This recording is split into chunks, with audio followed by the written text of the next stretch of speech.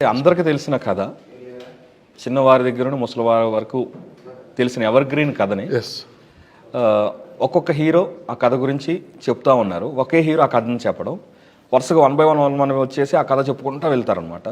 అనగనగనగా ఒక రాజు, ఆ రాజుకి 7 కొడుకులు. ఆ 7 కొడుకులు వేటకెళ్ళి 7 చేపలు తెచ్చారు.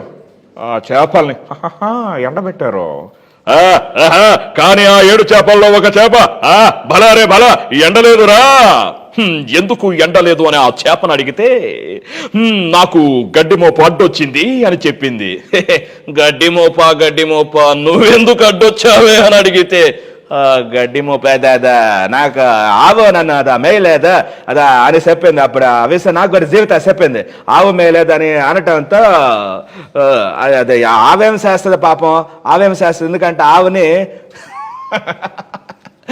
ఆవుని కట్టలు తాతయ్య ఇప్పలేదంటన్నా. ఆ తాతయ్య చెప్పబోతే తాతా బుజ్జి తాత ఎందుకు కట్టలు ఇప్పలేదు అని అడిగాడంట.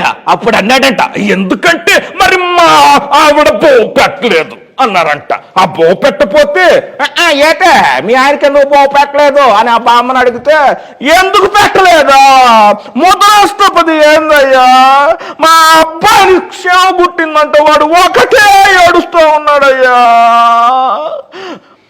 అని అనటంతో ఏమంటారు, అమ్మా అమ్మా అమ్మా అమ్మా బాబు నువ్వు ఎందుకు ఏడ్చావంటే చీమ కుట్టింది అన్నాడంట. అప్పుడు చీమ దగ్గరికి వెళ్ళి అమ్మా చీమ నువ్వు ఎందుకు కుట్టావే అందంట.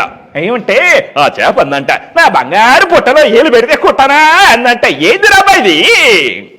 ఎక్సలెంట్.